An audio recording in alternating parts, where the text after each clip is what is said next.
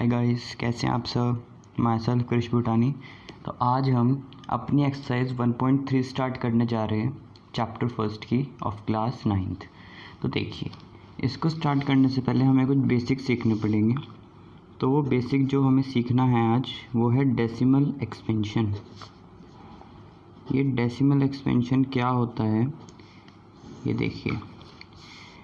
अगर अब हम 16 को 2 से डिवाइड करते हैं तो डिवाइड करते हैं, चलिए 16 को 2 8 जा 16, तो ये पूरा डिवाइड हो गया और परफेक्ट आंसर आ चुका है 8। ठीक है, ओके। अब एक एग्जांपल और लेते हैं, वो लेते हैं हम 7/4 का। तो इसको डिवाइड करते हैं, 4 यहाँ पर और 7 से डिवाइड करते हैं। 4 1 जा 4, 3 बचा, पॉइंट लगा के 0, 4 7 जा 28, 2 लगा के यहाँ पे 0 लगाएंगे तो 4 5 जा 20। तो इसका आंसर आ गया आपका 1.75, परफेक्ट आंसर आ गया एक। ठीक है, अब और एग्जांपल देखिए एक।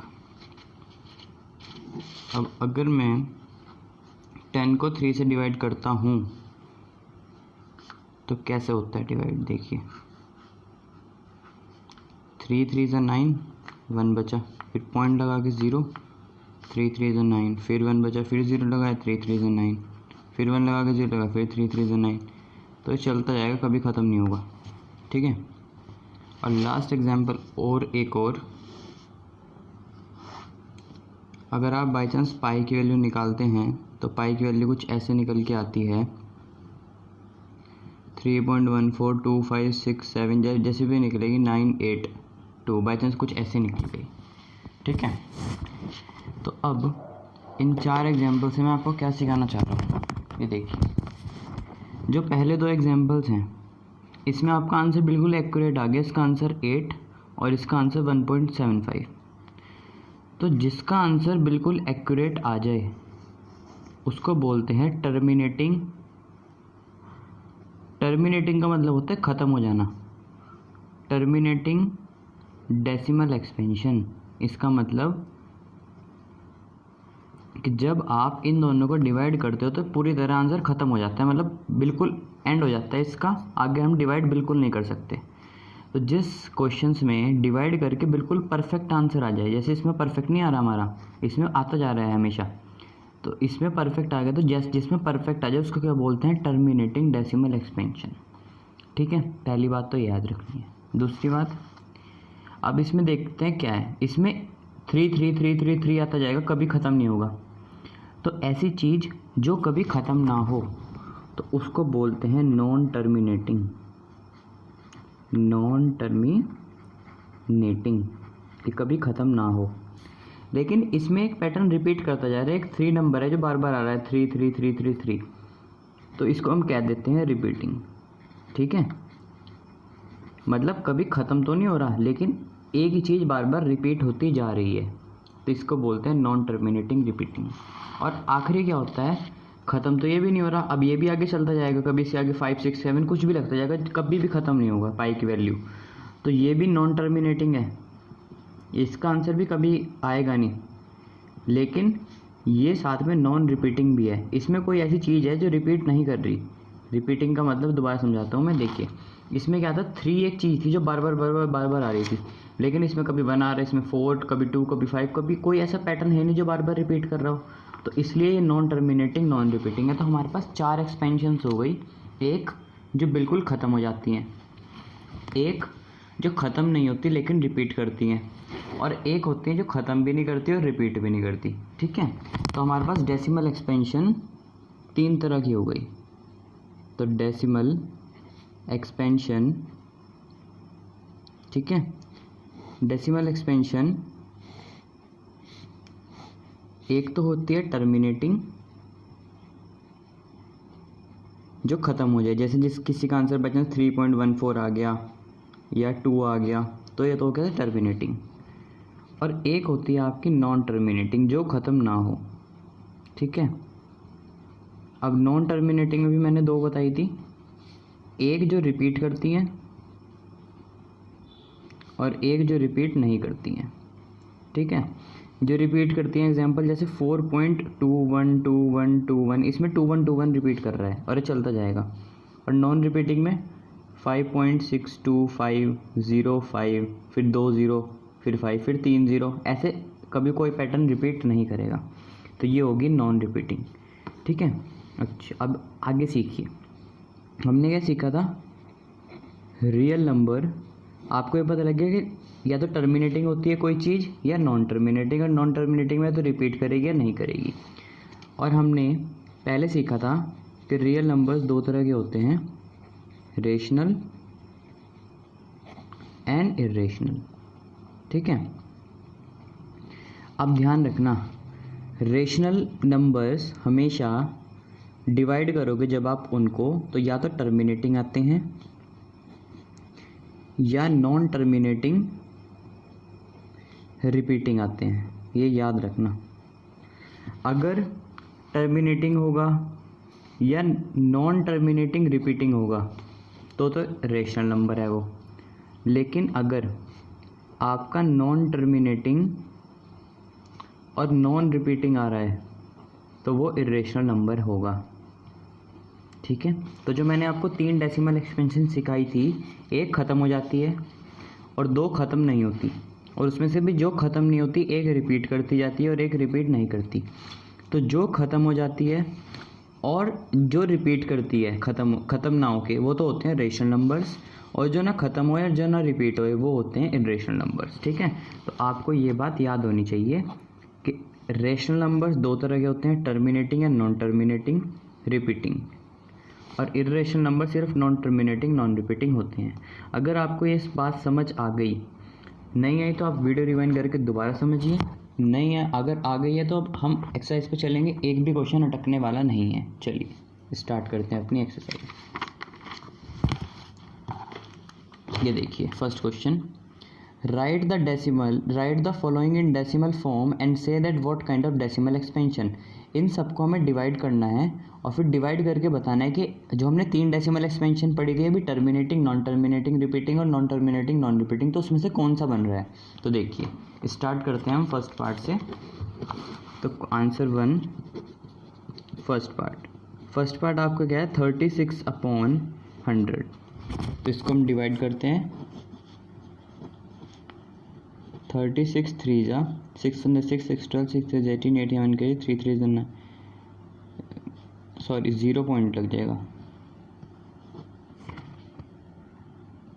ठीक है, तो अब करते हैं 3 जा से, वेट अ मिनट। तो ये तो आप डायरेक्ट भी कर सकते हो, ऐसे तो आपने छोटी क्लासेस में भी करे होंगे, सीधा आ जाएगा 0.36। इसमें तो कुछ करने की जरूरत ही नहीं है, तो इसमें तो परफेक्ट आंसर आ गया। तो ये कैसा हो जाएगा, टर्मिनेटिंग। तो इसको आप कर भी सकते हो, मैं सॉरी गलत कर रहा था, ऊपर वाला नंबर तो अंदर आता है ना, 36 यहाँ पे आएगा, 100 यहाँ पे आएगा, तो 0.0, 100 3 जा 300, 60 बचेगा, 0 लगाएंगे, 100 6 जा 600। तो इसमें परफेक्ट आंसर आ चुका है 0.36, तो इसलिए क्या है, टर्मिनेटिंग। आप अगला पार्ट देख सकते हो, 1/11 होगा। तो इसको डिवाइड करके देखते हैं, 1 यहाँ पे 11 यहाँ पे, 0.0 लगाएंगे, 11 से छोटा है अभी तो 1 0 और लगेगी, 11 9 जा 99, फिर यहाँ पे 1 बच गया, यहाँ पे फिर 0 लगाएंगे, 1 0 लगेगी, फिर 0 लगा के यहाँ पे 1 0 और लगेगी। ठीक है, तो अब देखिए, सॉरी 1 0 तो ऐसे ही लग जाती है ना, तो बस 1 0 और लगेगी, तो 11 9 जा 99, फिर 1 बच गया, फिर 1 0 लगाई, यहाँ पे लगाई, फिर 99। अब आप देख सकते हो बार बार क्या पैटर्न बनता जा रहा है, इसका आंसर कुछ ऐसा आ रहा है, 0.09090, फिर दोबारा 90, ऐसे आता जाएगा बार बार। तो ये कौन सा हो गया, नॉन टर्मिनेटिंग, ख़त्म तो हो नहीं रहा है लेकिन रिपीट कर रहा है, रिपीटिंग। ठीक है, याद रखना, आप चाहे इसको ऐसे लिख सकते हो।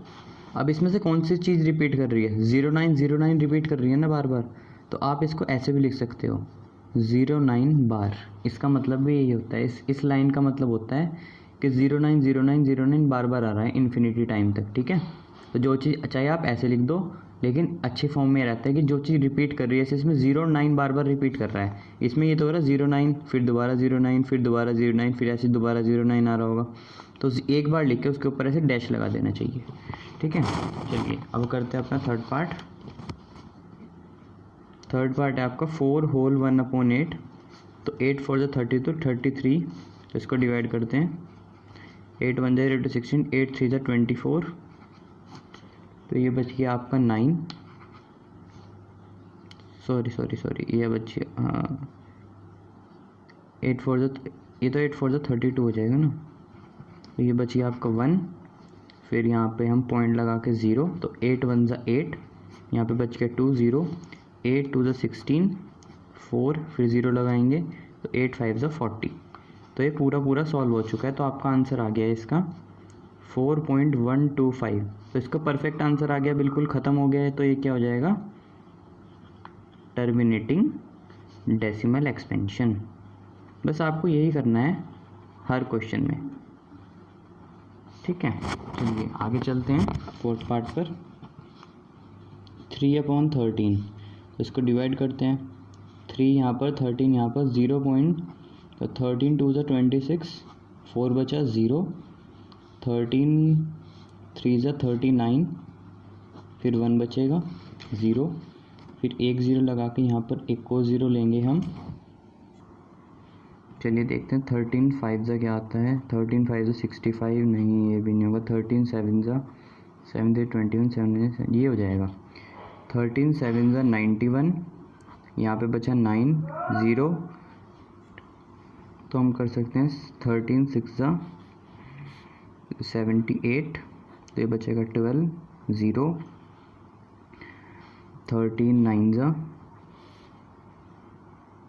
9 3 ज़ा 27, 9 1 ज़ा 9, 10 11, 13 9 ज़ा 117, फिर बच गया 3। तो देखिए अब क्या होगा, फिर हम यहाँ पे 0 लेंगे, फिर दोबारा ये शुरू हो जाएगा। देखिए ये वाला नंबर बन गया ना यहाँ पे, तो मतलब फिर दोबारा 30 को 2 से डिवाइड करेंगे, फिर दोबारा ये पैटर्न रिपीट हो जाएगा यहाँ पे।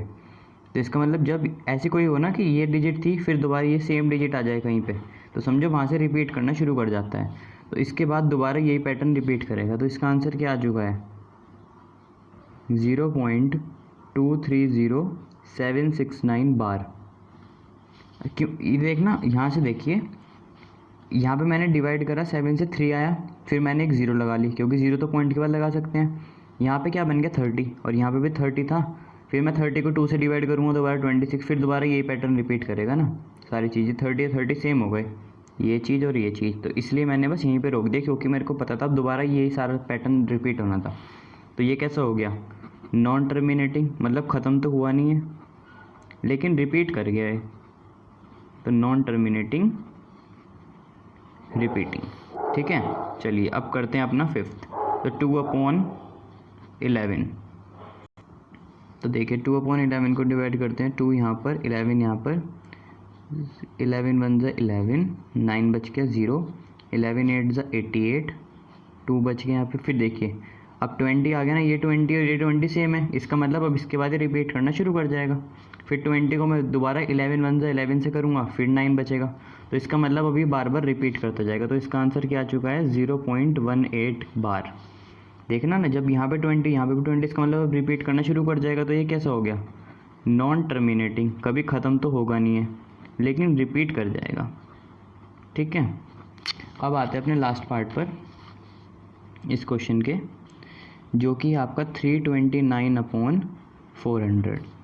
तो 392 यहाँ पर और 400 यहाँ पर, 0 लगा के यहाँ पे, तो आपका आ जाएगा ये 4 9 ज़ा 36, 0 2 3, अब ये भी 0, तो ये हो गया 4 8 ज़ा 32।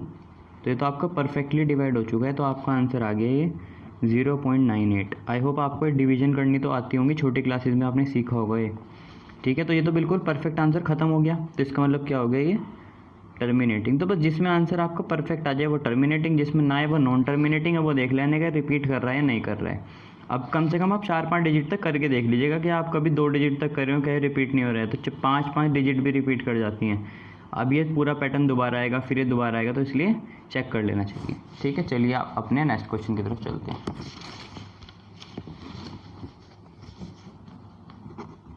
देखिए नेक्स्ट क्वेश्चन क्या है अब हमारा, यू नो दैट 1/7 की वैल्यू ये, उसने हमें 1/7 की वैल्यू ये दे रखी है। बार का मतलब क्या है कि ये चीज़ बार बार रिपीट करती रहेगी। Can you say that the decimal expansion of 2/7, 3/7, 4/7, 5/7, 6/7, हमें इन सब की वैल्यू बतानी है, but without actually doing long division method, हमें डिवाइड नहीं करना है, इसकी मदद से बतानी है। तो चलिए देखते हैं उसने हमें क्या दिया हुआ है। उसने हमें दिया है कि 1/7 की जो आपकी वैल्यू है वो है 0.142857। ठीक है, उसने ये दिया है, और उसने हमारे से पूछा है 2/7, 3/7, 4/7, 5/7, 6/7। तो देखिए सबसे पहले मैं निकालता हूँ 2/7। तो मैं 2/7 कैसे लिख सकता हूँ 2 × 1/7। ठीक है, अब मैं क्या करता हूँ 2 × 1/7 की वैल्यू तो मुझे पता ही है ये रही, तो यहाँ पे लिख देता हूँ 0.142857।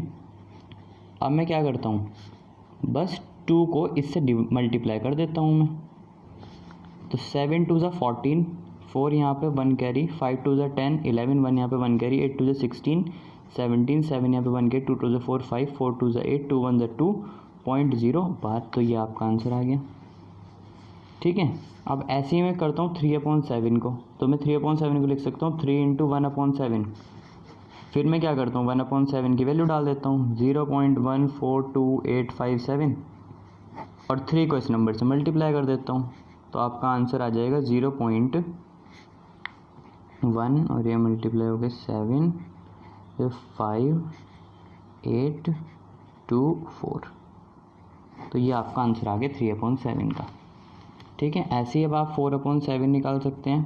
तो इसको मैं लिख सकता हूँ 4 × 1/7, 4 यहीं पे, और 1/7 की वैल्यू वही जो मैंने ऊपर रखी थी 0.142857। तो इसको मल्टीप्लाई करते हैं, इसको मल्टीप्लाई करेंगे 4 7 से 28, 8 यहाँ पर 2 कैरी फॉर 20, 22, देन 4 1 7 5.0। ये आपका 12 बार लगाते रहिए, बस ये आ गई आपकी 4/7 की वैल्यू। अब निकालते हैं मैं से 5/7 की वैल्यू। इसको मैं लिख सकता हूँ 5 × 1/7। ठीक है, 1/7 की वैल्यू फिर वही 1.42857, और इसको हम मल्टीप्लाई करते हैं तो आ जाएगा आपका 0.582417। ठीक है, ऐसे ही लास्ट है हमारा 6/7। इसको लिख सकते हैं 6 × 1/7। 6 × 1/7 की वैल्यू 0.142857। तो इसको मल्टीप्लाई करते हैं तो आ जाता है आपका 857142। ठीक है,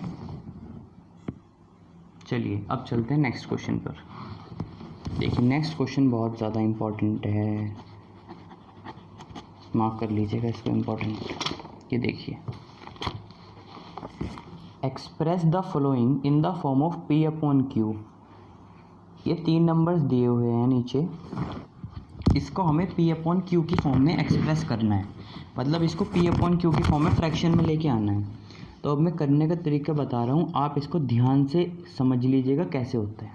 देखिए सबसे पहले 0.66 के ऊपर बार, पहला पार्ट देखिए कैसे करना होता है। 0.6 के ऊपर बार, तो सबसे पहले मैं क्या करना चाहिए इस क्वेश्चन को करने के लिए, पहले इसको x मान लेते हैं। लेट x = 0.6 का बार। फिर मैं क्या करता हूँ, इस बार को रिमूव कर देता हूँ और ऐसे लिख देता हूँ 0.6666 और अप टू ऐसे चलता चला जाएगा। ठीक है, अब क्या करना होता है, यहाँ पे देखते हैं कि कौन सी डिजिट रिपीट कर रही है। 6, तो पहले हम अगर कितने डिजिट रिपीट कर रही हैं, 1। अगर 1 डिजिट रिपीट करती है तो 10 से मल्टीप्लाई करते हैं, 2 डिजिट करती है तो 100 से मल्टीप्लाई करते हैं, 3 डिजिट करती है तो 1000 से करते हैं। इसका मतलब क्या भी बताता हूँ। देखिए अब यहाँ पर कि 1 डिजिट रिपीट कर रही है तो दोनों साइड में 10 से मल्टीप्लाई कर दूंगा, मल्टीप्लाई बोथ साइड बाय 10। तो 10 से जब मल्टीप्लाई करूँगा तो यहाँ पे 10 है, तो ये हो जाएगा 10 × x, और इसको 10 से मल्टीप्लाई करूँगा 0.666 को, तो क्या होगा, एक 6 उठ के इधर आ जाएगा, तो ये बन जाएगा आपका 6.6666। ये कुछ ऐसा नंबर बन गया। ठीक है, अब आप इसको क्या मानिए, इसको पहली इक्वेशन मान लीजिए और इसको आप दूसरी इक्वेशन मान लीजिए, और दोनों को अब आप माइनस कर दीजिए। दोनों को माइनस कर दो, 2 - 1। माइनस कैसे करोगे, इधर वाली साइड से माइनस होगी और इधर वाली साइड से माइनस होगी, तो 10 में से ये x माइनस करूँगा, तो 10x - x। ठीक है, और ये चीज़ में से ये चीज़ माइनस करूँगा, 6.66 dash dash dash minus 0.666 dash dash dash. ठीक है, अब 10 में से 1 गया, 9x। अब ध्यान देखिए, ये पॉइंट वाले होते हैं, सब गायब हो जाते हैं बाद में, बस आप पॉइंट के आगे वाले नंबर देखिए करिए। 6 में से 0 गया, 6, और x को यहीं पर रहने दीजिए, और 9 को इधर ले आइए, तो ये बन जाएगा आपका 2/3। तो यही है आपका आंसर। p/q की फॉर्म में आ गया ना, फ्रैक्शन की फॉर्म में। बस ये हमने इसको x को क्या माना था, 0.6, और ये ऐसे आ गया। बस आपको याद रखना है कि जो नंबर रिपीट कर रहा होता है उससे मल्टीप्लाई कर देते हैं। अब इससे थोड़ा भारी पार्ट देखते हैं, अगले वाला। चलिए ये देखिए सेकंड पार्ट। अगला पार्ट है 0.47, सिर्फ 7 के ऊपर बार है। अब ऐसा क्वेश्चन देखो जिस पे आधे पे बार हो आधे पे ना हो, तो उसको कैसे करते हैं, पहला स्टेप तो सेम है, लेट x इक्वल टू 0.47, फिर 7 को बार बार खोल दीजिए, क्योंकि 7 के ऊपर बार था ना, इसका मतलब 7 बहुत बार आ रहा होगा। अब ऐसे क्वेश्चन में क्या करते हैं, पहले जो चीज़ रिपीट नहीं हो रही उसको इधर लेके आते हैं। यहाँ पे 4 रिपीट नहीं हो रहा ना, तो पहले 4 को इधर लेके आएंगे सिर्फ, तो मल्टीप्लाई इसको मल्टीप्लाई इक्वेशन बाय 10, इसको 10 से मल्टीप्लाई कर देते हैं, तो ये 10 है तो ये क्या हो जाएगी 10x, और ये एक नंबर उठ के इधर आ जाता है जब 10 से मल्टीप्लाई करते हैं, तो ये हो जाएगी 4.77777। ठीक है, अब हम क्या करेंगे, अब जो चीज़ रिपीट, पहले तो जो चीज़ रिपीट नहीं कर रही थी उसको लेके आए, फिर अब जो रिपीट कर रही है उसको लेके आएंगे। तो कितनी डिजिट रिपीट कर रही है, 1, तो मल्टीप्लाई इक्वेशन बाय 10। अब ये 10 से 10 × 10 कितनी हो जाएगी, 100, तो यहाँ पर हो जाएगा 100x। अब ये एक 7 उठ के इधर आ जाएगा, तो ये हो जाएगा 47.777, और ये चलता चला जाएगा। अब क्या करना होता है, लास्ट वाली 2 इक्वेशन को माइनस कर देना होता है। इसको 2 मान लीजिए और इसको 1, तो फिर 2 - 1, 100 में से 10 माइनस करिए, 100x - 10x। ठीक है, और इस 47.77 में से 4.77 माइनस करिए। ठीक है, 100 में से 10 गए 90, और मैंने बताया था पॉइंट के बाद वाली डिजिट को भूल जाइए, सिर्फ पॉइंट के आगे देखिए। 47 में से 4 गए 43, तो आपका x क्या आ गया 43/90। यही आपका आंसर है। चलिए अब हम करते हैं अपना लास्ट पार्ट इस क्वेश्चन का, जो कि आपका 0.0011 के ऊपर, इसके ऊपर बार है, तो हम इसको x मान लेते हैं। लेट x इक्वल्स टू 0.001 के ऊपर बार, तो x इक्वल्स टू 0. अब मतलब ये तीनों डिजिट रिपीट कर रही होंगे, 001 001 001 001, ऐसे चलता चला जाएगा। तो अब देखिए, अब यहाँ कोई ऐसी डिजिट तो है नहीं जो रिपीट ना कर रही हो, सारी ही रिपीट कर रही हैं। तो कितने डिजिट हैं जो रिपीट कर रही हैं, 3। तो हम किससे मल्टीप्लाई करेंगे, 1000 से। मल्टीप्लाई इक्वेशन बाय 1000, तो 1000 से मल्टीप्लाई करो तो ये हो जाएगा 1000x, और ये 3 डिजिट उठ के इधर आ जाएंगी, तो क्या बन जाएगा 001.001 अप टू चलता चला जाएगा। अब ये जो लास्ट वाली इक्वेशन है इसको 2 मान लीजिए और इसको 1। अब यहाँ पे कर दीजिए 2 - 1, तो 1000 में से x चला जाएगा और 1.001001 में से आपका 0.001001 चला जाएगा। तो 1000 में से 1 गया तो कितना बचेगा 999x, और 1 में से 0 गया तो 1, तो x कितना आ गया आपका 1/999। तो बस आप ये याद रखना कि अगर कोई ऐसी चीज़ है जो रिपीट नहीं कर रही तो पहले उसको लेके आना है, और फिर जो रिपीट कर रही है फिर उसको लेके आना है। लेकिन अगर क्वेश्चन में सारी डिजिट ही रिपीट कर रही हैं तो सारी को बस एक साथ ले आएंगे, तो 2 स्टेप में आपका खत्म हो जाएगा। और जिसमें एक रिपीट कर रही हो एक ना कर रही हो, तो जो पहले नहीं कर रही हो उसको लेके आते हैं, फिर रिपीट वाली को लेकर आते हैं। ठीक है, चलिए अब करते हैं अपना 4th क्वेश्चन। तो 4th क्वेश्चन क्या कहता है हमारा, देखिए, express 0.9999 in the form of P/Q। ये सेम क्वेश्चन है, इस बार उसने कहा कि 0.999 को करना है हमें P/Q की फॉर्म में, तो इसको x मान लेते हैं। लेट x इक्वल टू 0.9999, ऐसे चलता चल जाएगा। कितने डिजिट रिपीट कर रही है, 1, तो मल्टीप्लाई इक्वेशन बाय 10, तो 10 से मल्टीप्लाई कर दीजिए, तो x इंटू 10 कितना हो जाएगा, 10x। ये एक 9 उठ के इधर आ जाएगा, तो ये हो जाएगा 9.999, ऐसे हो गया। ठीक है, याद रखना अगर 100 से मल्टीप्लाई करते हैं तो 2 9 उठ के आएंगे, 1 से करते हैं तो 1 आएगा। तो लास्ट वाली को 2 मान लेते हैं, इसको 1 मान लेते हैं और माइनस कर देते हैं, तो 2 - 1। अब 10 में से x माइनस होगा और 9.999 में से 0.999 माइनस होगा, तो 10 में से 1 गया तो 9, और 9 में से 0 गया तो 9। ठीक है, तो आंसर क्या आ गया, 9/9 इज इक्वल्स टू 1। ठीक है, अब देखिए आगे क्वेश्चन में क्या कहा है,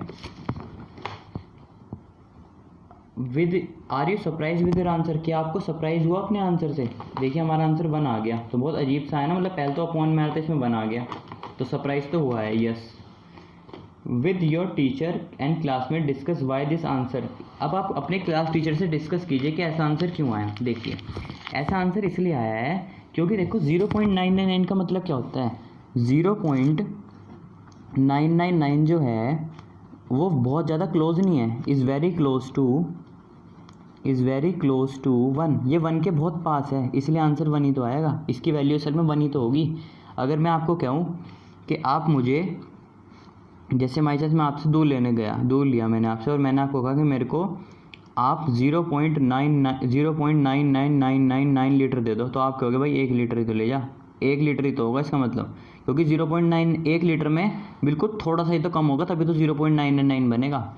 तो बस 1 लीटर और 0.999 में बहुत थोड़ा सा डिफरेंस होता है, इसलिए हमारा इसका आंसर 1 आया, हमें इसलिए सरप्राइज़ हुआ है। ठीक है, चलिए ये बात इंपॉर्टेंट नहीं है सरप्राइज़ हुआ, बस ये इंपॉर्टेंट है कि इसको आपको कन्वर्ट करना आ गया 1 में, बस।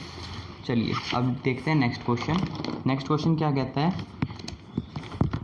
What are the maximum number of digits be in the repetition block of the digits in the 1/17। उसने कहा 1/17 कितनी डिजिट बाद रिपीट करेगा, मतलब जब हम इसको डिवाइड करें तो कितने डिजिट बाद रिपीट करेगा। चलिए डिवाइड करके देखते हैं, मतलब रिपीट तो पक्का करेगा, लेकिन कितने डिजिट बाद करेगा वो देखते हैं। आंसर नंबर 5 जो कि है 1/17, तो इसको डिवाइड करके देखते हैं। 1 अंदर 17 यहाँ पर, तो 0.0 लगाया, 10 से छोटा है कुछ नहीं होगा, तो 1 0 और लगाई, तो अब ये हो जाएगा हमारा। पहले हम यहाँ पे 17 का टेबल लिख लेते हैं, क्योंकि बार बार 17 के टेबल की यूज़ आएगी।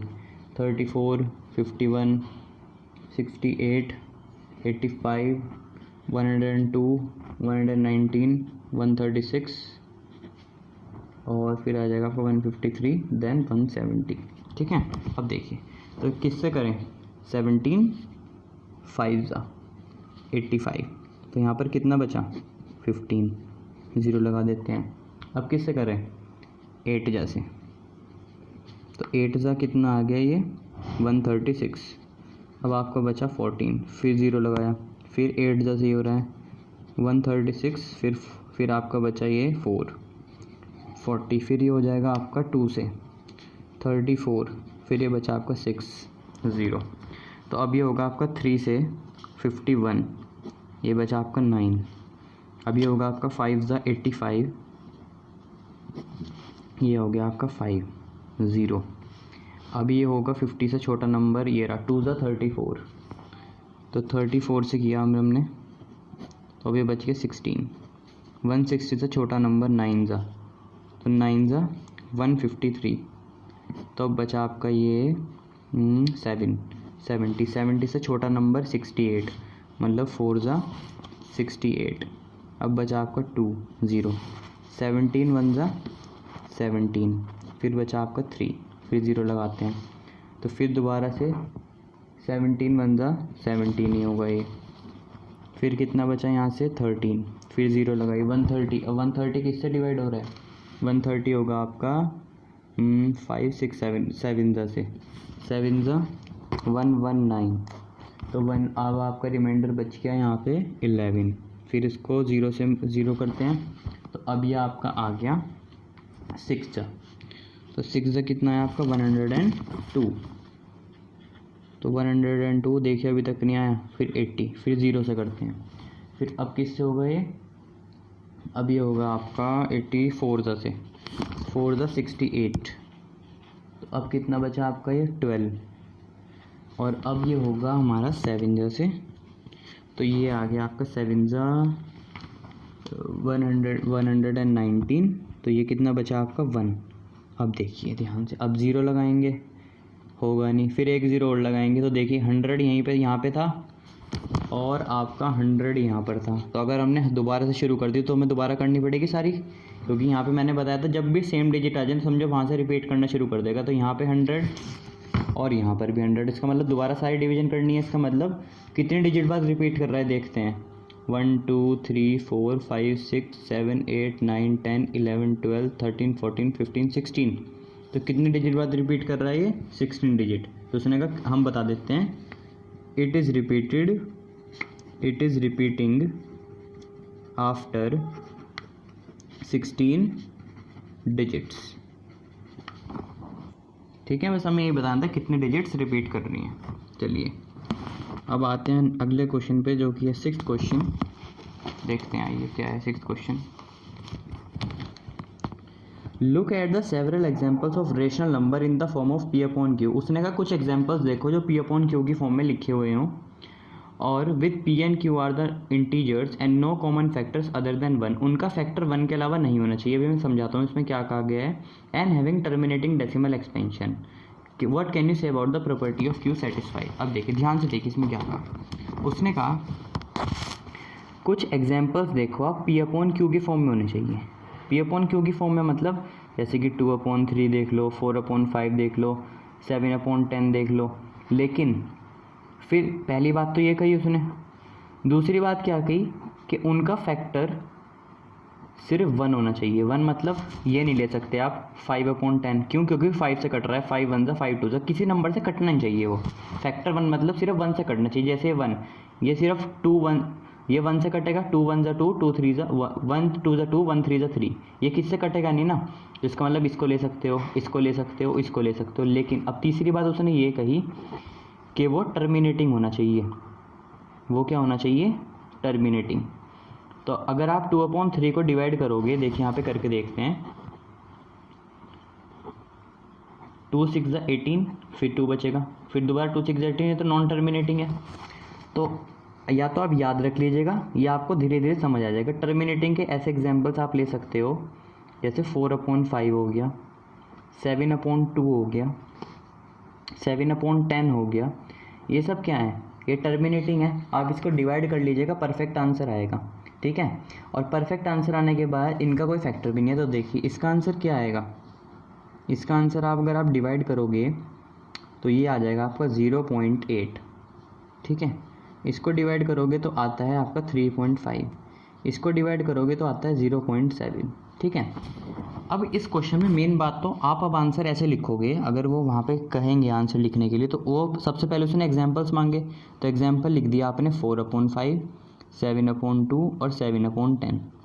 ये सारे क्या हैं? टर्मिनेटिंग है, टर्मिनेटिंग है। अच्छा, अब उसने कहा आप ये बताओ कि आपको जो यहाँ पे फैक्टर्स Q के दिख रहे हैं, ये Q ही तो होता है नीचे, क्योंकि हमने इसको P अपॉन Q की फॉर्म में लिखा है।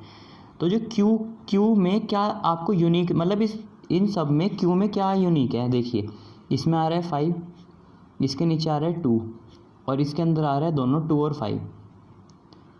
ठीक है, तो इसका मतलब हमें ये पता लगा है कि जिसके डिनोमिनेटर में या तो 2 हो या 5 हो या 2 और 5 दोनों हो, सिर्फ वही नंबर टर्मिनेटिंग होते हैं। आप इससे भी पता लगा सकते हो। फॉर एग्जांपल देखो, जैसे कि 2 अपॉन 3 है, अब इसके डिनोमिनेटर में 3 आ गया ना, तो ये टर्मिनेटिंग नहीं होगा, पक्की बात है।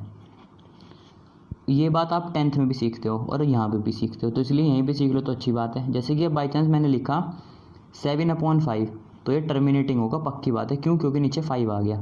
तो याद रखना if there is a factor of 2 and 5 in the denominator, अगर डिनोमिनेटर में सिर्फ या तो 2 हो या 5 हो या दोनों हो, सिर्फ पर कुछ और नहीं होना चाहिए, in the denominator, then number is terminating. बस ये बात आपको याद रखनी है, क्या? कि अगर किसी के डिनोमिनेटर में 2 और 5 के अलावा कुछ और नहीं है तो वो नंबर पक्का टर्मिनेटिंग होगा, नहीं तो नॉन टर्मिनेटिंग है। ठीक है, चलिए अब चलते हैं अपने नेक्स्ट क्वेश्चन पर।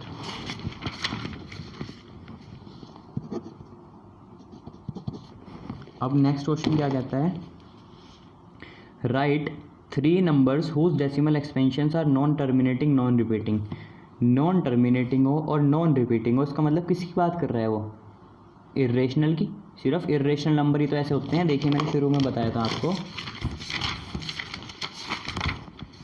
कहाँ गया ये रहा, ये देखिए इर्रेशनल नंबर होते हैं जो नॉन टर्मिनेटिंग नॉन रिपीटिंग हो। इसका मतलब वो 7th क्वेश्चन में किसके एग्जाम्पल मान रहा है? इर्रेशनल नंबर के तो लिख देते हैं √2, √5। मैंने बताया था ना इर्रेशनल नंबर कौन से होते हैं, जो रूट में सॉल्व ना हो। √7, इनकी रूट आप कभी सॉल्व नहीं कर सकते। √36 तो कर सकते हो, जैसे इसका आंसर 6 आ जाएगा तो ये तो रेशनल है। हमें इर्रेशनल पूछे था तो हमने बता दिए एग्जाम्पल्स। ठीक है, अब आ जाते हैं 8th क्वेश्चन पर। 8th क्वेश्चन क्या कह रहा है? Find 3 irrational numbers between 5/7 and 9/11। 5/7 and 9/11, इसके बीच में इर्रेशनल नंबर बताने। तो देखिए इर्रेशनल नंबर बताने का तरीका देखिए। सबसे पहले इसको पॉइंट में कन्वर्ट कर लेना चाहिए आपको, चाहिए 2 पॉइंट तक करो बस।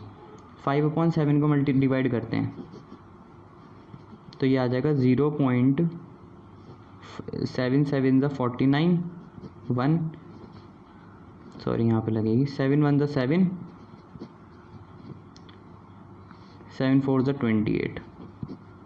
इतना ही छोड़ दो, इसको भी करते हैं 9/11 को डिवाइड, तो 11 8 = 88, 2 0, 11 1 = 11, 11 8 = 88। तो देखो जो 5/7 है उसका आंसर क्या है हमारा? 0.714, और जो आपकी 9/11 है उसका आंसर आपका है 0.818। तो इर्रेशनल नंबर लिखने का तरीका देख लो आज।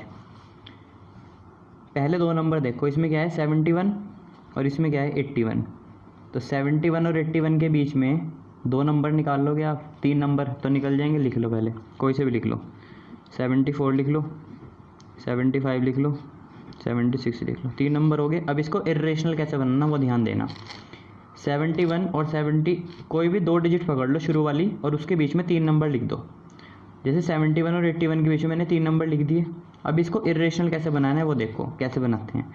पहले लिखो 0, फिर 1, फिर 2 0, फिर 1 1, फिर 3 0, फिर 1 1, फिर 4 0, फिर 1 1 और ऐसे डैश डैश डैश लगा दो। ऐसे ये बन जाते हैं आपके, कभी गलत नहीं होगा। नहीं तो बच्चे इसका एग्जाम्पल पक्का गलत लिखते हैं। तो आप याद रख लो कैसे पैटर्न बना रहा हूँ मैं, क्योंकि हमें ये तो बताना है कि ना तो रिपीट करे और ना कभी ख़त्म हो।